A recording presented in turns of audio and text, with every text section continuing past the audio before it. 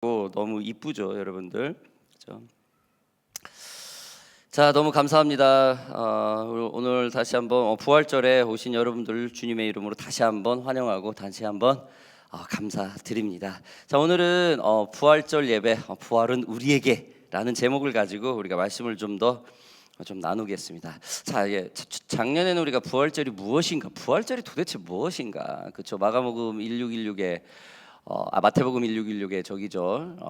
내가 너에게 주는 그리스도의 살아계신 하나님의 아들이라 해서 내가 너에게 천국의 열쇠를 주려나 에클레시아 그 말을 처음 쓴 게 이제 교회죠. 그러면서 교회를 주셨죠. 이 부활을 통해서 주님께서 생명을 주신 거죠. 그래서 오늘은 그러면은 부활이라는 게 예수님의 부활이 도대체 우리의 삶에 지금 현재 우리 호주에서 살아가고 있는 우리가 현재 살아가고 있는 이 삶 속에 교회를 다니는 우리가 도대체 어떠한 게 영향력을 받아야 되고 어떻게 우리가 이 부활을 붙들고 살아야 되는지를 조금 우리가 말씀을 나눠 보겠습니다. 저와 여러분도 아시다시피 부활절이라는 것은 예수 그리스도께서 십자가에 달리시고 죽은 지 3일 만에 다시 살아난 날입니다. 예수님은 신성과 인성을 완전하게 소유하셨죠. 세상의 많은 종교들 중 죽은 자가 살아남 부활을 믿는 신앙은 우리 기독교가 유일합니다. 예수를 믿지 않는 사람들은 사람이 죽었다가 3일 만에 다시 살아났다고 하는 것을 믿지를 않죠. 자, 오늘 본문의 내용은 당시 크리스찬들 중에서도 그리스도의 부활을 믿지 못하는 사람들에게 바울이 전하는 메시지입니다. 예수를 아는데도 예수를 그 전에 만나봤던 사람들, 예수를 만나봤던 사도들하고 실질적으로 성령의 역사를 체험하는 사람들이 교회 안에 매주 예배 드리는 사람들이 말씀을 강론하고 나누는 사람들이 예수 그리스도가 죽은 지 3일 만에 살아났다는 걸 믿지 못하라는 거예요. 지금하고 똑같죠. 그때나 지금이나. 고린도 교회 일부가 부활을 부인하자 바울은 그리스도의 부활이 복음의 핵심이며 이를 부인하면 믿음 자체가 무너진다고 강조하는 것이 오늘 본문 내용입니다. 자, 여러분, 우리는 내일 일을 전혀 알 수가 없죠. 그렇죠? 완벽하게 몰라요. 나이가 어느 정도 있어, 경륜이 있어, 어떠한 일을 하면은 이러한 비슷한 결과는 있을 것이다 라는 그런 어떤 인생의 경륜적인 말은 그런 예상은 할 수 있죠. 그러나 잘 몰라요. 하나님을 믿는 사람들 또한 한치 앞도 모릅니다. 그러나 오늘 내일 당장 어떠한 일이 일어날지는 몰라도 우리의 인생 가운데 반드시 일어나는 일 한 가지는 있죠. 그죠? 육신으로 말하면 죽음은 누구도 피해갈 수 없어요. 그리고 우리 크리스찬들에게 뭡니까? 예수 그리스도를 믿는 우리에게는 부활, 영생이라는 것이 반드시 있습니다. 이거는 풀로 나이가 찼어도 언제 올 것이고, 아니면 젊을 때나 생명이 이 땅에서 끊어지는 것은 순서가 없죠. 그러나 반드시 이거는 경험하게 되는 것이죠. 이는 하나님께서 우리에게 언약인 약속으로 주신 것이기에 어떠한 것도 바꿀 수 없으며 바뀌지가 않는, 변하지 않는 상황입니다. 뭐가요? 우리가 이 땅의 생명이 끝날 때 부활이 된다는 것이죠. 예수님께서는 죽은 나사로를 살리며 십자가에서 흘리신 보혈로서 나사로뿐만 아니라 예수를 주로 고백하는 모든 이들을 살리겠다고, 부활하겠다고 요한복음 11장에서 오늘 이 고린도전서 본문 말씀 이전에 분명히 약속을 하셨습니다. 요한복음 11장 25절 26절 보겠습니다. 예수께서 이르시되 나는 부활이요 생명이니 나를 믿는 자는 죽어도 살겠고 무릇 살아서 나를 믿는 자는 영원히 죽지 아니하리니 이것을 내가 믿느냐. 뭡니까 여러분? 부활은 분명히 약속이 되었다라는 거예요. 갑자기 예수께서 죽고 그냥 1대 2대가 지나고 아니면은 예수를 만난 한 500여 명의 제자들만 있고 복음을 전해드리는 사람 안 봤으니까 부활을 안 믿냐, 이게 아니에요. 분명히 지금 예정된 거였어요. 약속이 되었었다라는 겁니다. 여러분, 오늘 본문은 예수님이 십자가에 못 박힌 이후의 말씀입니다. 그리고 방금 읽은 요한복음 11장은 예수님께서 살아서 십자가 전 사건 전입니다. 공생애를 보낼 때 하신 말씀입니다. 부활은 십자가에서 죽으신 후 아무도 모르게 다시 살아난 비밀스러운 얘기가 아니에요. 이미 예수님은 자신의 부활을 말씀하셨고 오늘날 우리들에게까지도 알게 하셨습니다. 즉 부활은 저와 여러분들 그리고 세상 모든 이들이 알게 하기 위한 목적이라는 겁니다. 예수 그리스도가 우리의 죄를 대신해서 죽은 것은 세상의 모든 것은 다 죽었는데 다시 살아난 자는 예수님, 즉 하나님의 아들 한 분밖에 없다라는 사실을 알린다는 것이에요. 이것은 오늘날 우리들에게 약속을 확인시켜주는 굉장한 큰 사건이죠.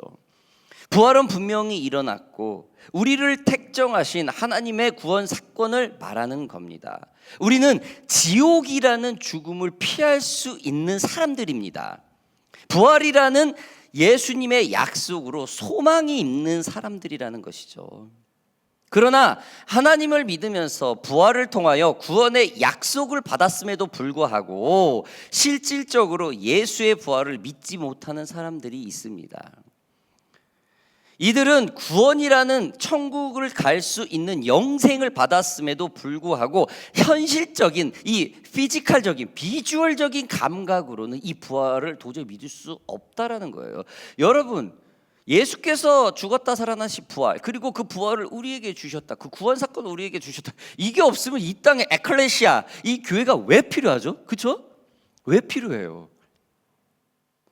예수 그리스도 부활을 우리가 믿으니까, 그게 우리 것이니까, 예수께서 나를 위해서 죽으셨으니까 반드시 이 구원은 변하지 않는다는 거예요. 그래서 교회가 있는 거예요. 그래서 우리가 여기 지금 이 순간 이 자리에 모여 있는 겁니다. 그런데 2000년 전에 고린도 교회는 교회를 다니면서 회당에서 말씀을 강론을 하면서 많은 사람 제자로부터 말씀을 들었음에도 불구하고 다 믿는데 천국도 믿고 이적도 믿고 다 믿는데 예수 부활은 못 믿겠다. 본질 자체, 이 기독교 근본 자체가 흔들리는 사건이에요. 지금 이 오늘 본문 내용이 말입니다. 여러분, 이 구원이라는 것은 이 천국에 갈 수 있는 영생을 받아들였는데 현실적인 감각으로 사람이 부활한다는 것은 믿을 수 없다라는 거예요. 왜? 여러분, 우리가 세상을 살면서요, 비주얼적으로 볼 수 있는 것은 그렇게 한계예요. 여러분, 우리 가정이 있으니까 알겠죠. 회사에서 매니저를 하든 어떤 저기를 하든 그 어른이, 그 리더가 경험한 만큼 그 자녀를 교육시킬 수밖에 없어요. 그렇죠? 내가 리더고 매니저고 어떤 보스 리더 부분인데 자기가 경험한 것밖에 매니지먼트를 못해요. 그럼 뭐예요? 그 부모가, 그 리더가, 그 보스가 고생하기 싫어가지고 경험을 제한을 했다면은 그 자녀와 그 부하 직원과 그 회사는 한계가 있는 거예요. 즉 보여지는 것만으로 사람은 그게 다인 줄 알아요. 우리도 마찬가지죠. 지금 고린도 교회에 있는 사람들도 마찬가지인 거예요. 예수 그리스도가 부활한다는 것은 자기가 듣도 보지도 경험하지도 못한 그런 일이라는 겁니다. 그래서 못 믿겠다라는 거예요. 오늘 19절 좀 봅시다. 만일 그리스도 안에서 우리가 바라는 것이 다만 이 세상의 삶뿐이면 모든 사람 가운데 우리가 더욱 불쌍한 자이리라. 여러분, 하나님을 믿으면서 우리의 소망이 이 세상에서 잘 먹고 잘 사는 게 그게 목적이라면 그것은 참 불쌍하다는 뜻입니다. 요즘은 제가 호주에서 좀 영어권 쪽으로 많이 있고, 그다음에 이제 굉장히 우리 오션파크 교회가 거의 1.5세대 그죠, 젊은이들 우리 여기 분들하고 이렇게 같이 있고, 제가 이제 시드니 교계 쪽으로 별로 활동을 안 하기 때문에 그런 사람은 제가 많이 못 봐요. 한국 사람을 많이 안 만나기 때문에. 뭐냐면요, 교회를 다는 이유가 부자가 되기 위해서. 교회 가면 하나님 믿으면 부자 돼? 잘 살아? 그게 목적이에요. 그냥 여기서, 그냥 이 땅에서. 왜 그러면 호주 가면 잘 살아, 미국 가면 잘 살아, 이 소리하고 똑같은 것 같아요. 목적이 그거라는 거예요. 아이들이 잘 돼? 고생 안 해? 예수 믿으면 무슨 좋은 대학도 가고 좋은 직장도 가? 모든 목적이 그거예요. 모든 목적이. 예수 믿으면 아이가 바른 하나님의 공의를 가지고 이 강팍한 세상을 좀 정의롭게 공의롭게 예수 그리스도를 전하면 잘 살 수 있나? 정직하게 살 수 있나? 착하게 살 수 있나? 이 내가 붙든 이 하나님을 내 아들도 내 아들의 아들도 아들의 아들의 아들까지도 믿을 수 있나? 라는 그런 복음의 본질적인 게 아니고 잘 사나? 고생 좀 덜 하나? 그게 목적인 사람, 그러면서 교회 다니는 사람 수두룩이에요. 여러분, 이 세상에서 교회를 다녀서 잘 먹고 잘 사는 게 죄라는 게 아니에요. 잘못됐다는 게 아니에요. 그거를 교회 다니는 사람들이 잘 먹고 잘 사면 이게 잘못됐다는 게 아니에요. 무슨 죄인이라는 게 아니에요. 그거는 세컨, 서드 옵션이라는 거예요. 첫 번째 그 옵션이 그게 돼서는 안 되는 거예요. 사역자도 똑같아요. 그래, 내가 그 교회 청빙되면은 내 월급 많이 줘. 우리 아이들 독일로 유학 보낼 수 있어. 유학비 따로 나와? 기름비 따로 나. 그게 목적인 사람이 있어요. 수두룩해요. 수두룩해. 기도하고 거기 뭐가 있게 되거나 하나님이 주시면 내가 그 길 갈게. 그거 하나님의 부르심에 움직이는 그 사역자가 아닌, 내 조건과 환경과 어떤 거 퀄리티와 상관없이 그냥 메리트만 주어지면 돼? 여러분, 그게 지금 현실 너무너무 많아요. 그게 2000년 전에도 있었다라는 거예요. 그런 비슷한 상황, 환경만 틀릴 뿐이지 컨디션만 틀릴 뿐이 또 비슷한 경우가 너무 많았다라는 겁니다. 여러분, 이 세상도 하나님이 만드셨습니다. 여러분, 모든 것이 하나님의 것입니다. 그래서 우리가 점령하면서 습득하고, 이건 당연해요. 왜? 우리 자녀가 좀 더 노력해서 좀 더 좋은 퀄리티 교육을 받고 좀 더 좋은 보직에 들어가서 살 수, 이거는 당연한 겁니다. 당연한 거예요. 왜? 하나님이 이 세상을 만드셨고 우리는 그 하나님의 자녀이기 때문에, 하나님을 믿기 때문에 우리가 이거 세상 안 믿는 사람한테 다 기부해 하고 그런다는 게 아니죠. 이 세상에 준 것도 다 하나님이 만드셨다라는 거예요. 당연히 우리가 취득을 해야 된다는 겁니다. 예를 들어서 우리들의 꿈과 계획 같은 거 말입니다. 이것들을 아무리 노력해도 우리의 것이 되지 않는다고 해서 여러분 실망하거나 낭망해서 안 된다라는 거예요. 저도 주님을 만나면서 많은 주님 앞에 도전을 하고 많은 것을 서원을 하고 많은 것을 트라이를 많이 해봤어요. 그러나 내 손에 어치브먼트, 이 취한 것보다 실패한 게 더 많아요. 그래도 눈꽃만큼 또 낭망하지 않고 실망하지 않았어요. 내가 이거를 취하지 못하라는 것은 하나님께서 이유가 있겠지 라고 범사에 늘 감사했었어요. 똑같이 기분이 안 좋아요. 그렇죠? 열심히 노력했는데 뭐가 안 될 때 똑같이 안 믿는 사람하고 똑같아요. 그러나 다시 한번 생각해서 범사에 감사했다라는 겁니다. 여러분, 우리는 그저 모든 것을 집착하지 않고 최선을 다해 하나님의 모습으로 평강의 마음으로 범사에 감사함으로 세상을 살아가야 합니다. 그렇지 않으면 하나님을 믿으면서도 평강이 아닌 늘 불평과 불만, 그리고 남들과 이 비교하는 의식에서 늘 부정적인 사람이 될 수밖에 없다라는 거예요. 피해갈 수 없습니다. 여러분, 우리 주변에서도 그 입술이 늘 부정하고 희망보다는 두려움이 앞서는 사람들이 거의 대부분이 어떻게 합니까? 남들과 이 비교의식 속에 빠져 있어요. 이게 나만 끝나는 게 아니라 자녀들까지 그게 가요. 이들은 자신의 부모도 다른 부모와 비교를 합니다. 이들은 자신의 남편도 아내도 다른 가정과 비교를 합니다. 이들은 자신의 자녀마저도 다른 집안의 자녀들과 비교를 하는 그런 아주 안 좋은 결과를 낳게 됩니다. 이게 바로 우리가 볼 수 있는 그 비주얼, 본 거의 한계의 정도의 생각이라는 거예요. 여러분, 예수님의 그 약속의 부활은 이거를 뛰어넘는 겁니다. 여러분, 지난주도 말씀했지만 여러분, 하나님 본분 있어요? 한 분도 없어요. 한 명도 없어요. 천지창조 이후에 모세가 뒷모습 본 거 외에는 한 명도 없습니다. 지난주도 얘기했지만, 근데 보이지 않는 하나님을 믿어요, 우리가. 그렇죠? 그럼 뭡니까? 보이지 않는 예수 부활도 믿는 것은 당연하다는 거예요. 이걸 억지로 한다는 게 아니죠. 때가 되면 믿는다라는 거, 믿음이 생기면 믿는다라는 겁니다. 예수님의 부활의 약속은 희망과 평화이지 불안과 불편함이 아니죠. 그렇다고 세상의 게으른 한량이 되어서도 안 되겠죠. 어떤 일이든 내 자신에게 주어진 일들에 최선을 다해야 합니다. 남들처럼 쉴 때 쉬고 남들처럼 먹을 때 먹고 남들처럼 놀 때 놀면은 여러분 그 세상에 그런 특권을 가진 사람이 어디 있어요? 그렇죠?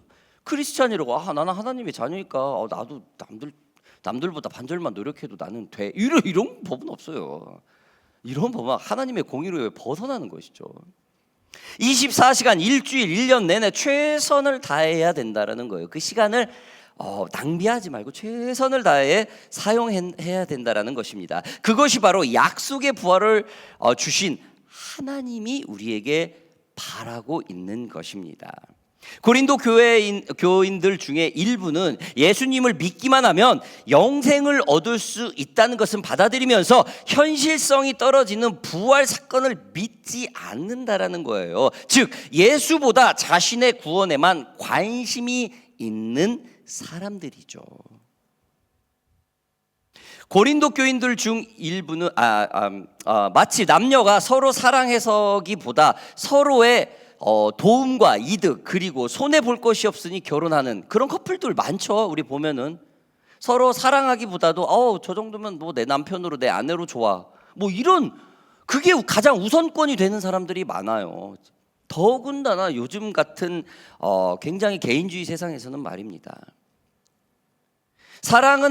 이들은 사랑은 하되 일부만 혹 제한적으로 하는 그런 결핍된 사랑을 하게 되죠. 주님은 우리를 결핍이 아닌 우리의 허물까지 우리의 그 안 좋은 모습까지 모두 다 이렇게 감싸 주셨죠. 그런 사랑을 우리에게 주셨죠. 완전한 사랑은 하지 못하고 그 의심을 가지고 있는 사람은 참 불쌍하다라는 것입니다. 여러분 사랑은 하는데 사람이 온전하지 못하면 그게 어떻게 됩니까? 괴로워요. 헤어지지도 못하고 불편한 그 진실이 그 불편한 마음이 계속 있죠. 그렇다 해서 떨어지지도 못해요. 이건 괴로운 일입니다. 불쌍한 사람이 되는 것입니다. 여러분 이러한 결핍된 사랑을 하는 사람이 지금 고린도 교인들에게 그 주님의 부활 일부는 믿고 주님의 부활은 안 믿는다라는 거예요. 결핍된 믿음을 가지고 있다라는 것입니다. 여러분 부활은 예수님께서 죽으셨다가 다시 살아난 것을 말합니다. 주님이 죽었다가 살아나셨다는 것을 믿지 않으면 우리가 죽어서 천국에서 영원한 삶을 산다는 것을 어떻게 믿겠습니까, 여러분? 부활을 믿는다는 것은 우리의 구원, 즉 예수 그리스도의 희생으로 인한 영생을 믿는다라는 것입니다. 이것은 분명한 약속의 부활입니다. 없는 사실을 만들어 즉흥적으로 만들어낸 것이 아니죠. 자, 두 번째요. 부활은 우리에게 무언가 부활의 소망으로 어떻게 해요? 오늘을 살아가야 된다라는 것이요. 하루하루가 부활의 소망으로 가야 된다라는 겁니다. 로마서 15장 13절에는 이렇게 말을 합니다. 소망의 하나님이 모든 기쁨과 평강을 믿음 안에서 너희에게 충만하게 하사 성령의 능력으로 소망이 넘치게 하시기를 원하노라. 참된 소망은 단순한 바람이 아니라 믿음 안에서 누리는 내면의 완전한 기쁨을 말해 줍니다. 우리에게 믿음이 충만히 있을 때 소망이 넘칠 수 있다라는 것이죠. 우리가 주님을 신뢰하는 믿음이 있을 때 우리는 어떤 상황 속에서도 흔들리지 않는 기쁨과 평강을 누릴 수 있는 것입니다. 저는 참 이 복음을 가정에 많이 비유를 하죠. 아내나 남편이 연락도 몇 시간 안 되는데 불안해하는 가정이 있어요. 굉장히 불안해요. 우리 남편, 우리 아내 혹시 뭐 딴짓을 하고 있는 건 아닐까? 이거는 굉장히 불쌍한 사람이에요. 그렇죠? 물론 그러한 과거가 있고 그러한 어려운 상처가 서로 있더라도 극복할 수 있는 것은 이 예수 그리스도의 부활 사건이겠죠. 언제 어디서든 그 대신 또 뭐 뭐 그렇게 믿음을 주는 사람이라면 몇 시간 떨어져도 연락을 주죠. 나 이러이러하니까 좀 몇 시간 연락 못 될 것 같아. 좀 이해 좀 해줘라고 이렇게 미리 얘기를 해주죠. 저 또한 두 자녀들에게 그렇게 끊임없이 교육을 시켰어요. 그게 무슨 남들이 보면 어디 간다 보고한다고 이렇게 하는 사람들도 있었어요. 아빠 나 친구 만나고 올게요. 블라블라 썸띵. 나 일 끝났으니까 어디 기름 어디 넣고만 올게요. 그러니까 가족들이 누가 집에 와도 얘 어디 갔어? 아빠 어디 갔니? 엄마 어디 갔니? 이렇게 서로 물어볼 필요 없이 패밀리 톡을 만들어서 그건 어떤 신뢰적인 부분 아니겠습니까? 아무튼 여러분 이 부활의 소망이라는 것은 여러분 우리가 하루하루를 소망으로 기쁨으로 살아갈 수 있어야 된다는 겁니다. 우리가 호주의 삶에서 참 기본적인 소망을 갖는다는 것이 참 어렵다는 것을 참 느끼고 살죠. 첫 번째 거주의 조건, 무조건 호주에 오면 이게 해결이 돼야 되죠. 그 다음에 두 번째 언어의 조건, 언어가 안 돼요. 기본적인 건데 등 하여튼 이러한 것이 한국 본토에서는 생각지도 않았던, 시도도 해보지도 않았던, 고민할 가치도 없었던 것들을 여기에서는 고민을 먼저 해야 돼요. 그게 먼저 해결이 돼야 돼요. 시간이 필요합니다. 투자를 해야 되죠. 이러한 것들에 그래도 어떻게 됩니까? 소망이 있어서 최선을 다하게 되죠. 안 하면 안 되니까. 그래서 이러한 소망들을 조금씩 이루어가고 있는 것을 볼 때 우리의 기쁨과 평강이 늘 넘치는 삶으로 늘 범사에 감사할 수가 있죠. 여러분 다 경험하셨을까요? 내가 처음 왔을 때는 이랬는데 지금은, 그렇죠? 그게 언어가 됐든 삶에 여기에 적응을 하는 거가 됐든 다 알죠? 뭔 말인지. 전에는 처음에 왔을 땐 이랬는데 지금은 괜찮아. 그게 운전 왼쪽으로 하든 오른쪽으로 하든 그거가 돼. 뭐든지 간에, 그렇죠? 왜? 최선을 다해서 극복을 했었다라는 경험이 있다라는 겁니다. 여러분. 이런 모든 우리의 그 실질적인 것도 언젠가는 익스파일 데이가 있죠. 끝나죠. 유일하게 우리가 끝나지 않는 것이 부활의 소망입니다.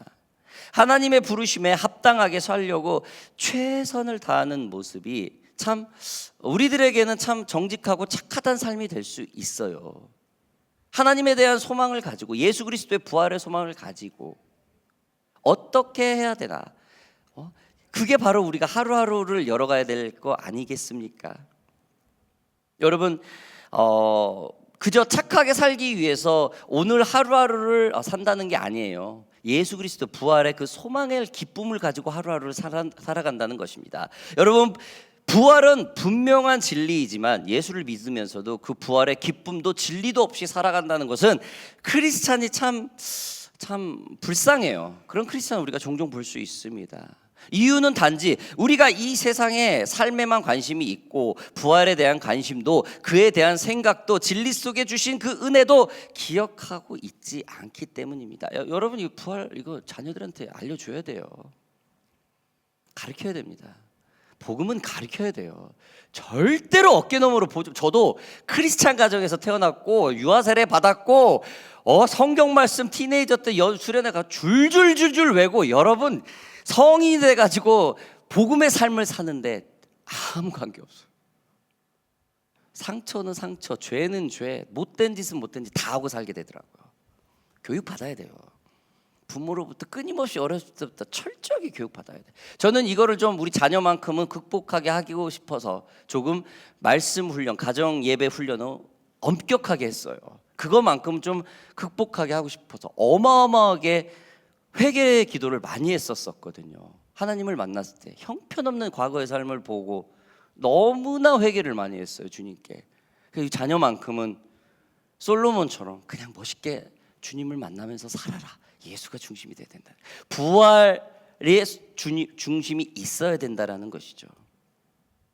여러분 아무튼 우리의 생각과 관점, 그 예수님의 복음에 대한 것이 하루하루의 소망이 되어야 된다라는 것입니다. 로마서 8장 7절 8절을 보겠습니다. 육신의 생각은 하나님과 원수가 되나니 이는 하나님의 법에 굴복하지 아니할 뿐 아니라 할 수도 없음이니라.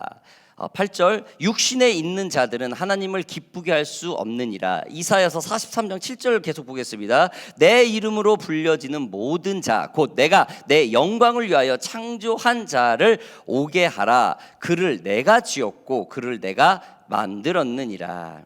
그렇습니다, 여러분. 하나님은 우리를 하나님의 영광을 위해서 창조했어요. 우리가 크리스찬으로 부름받은 이유가 뭡니까?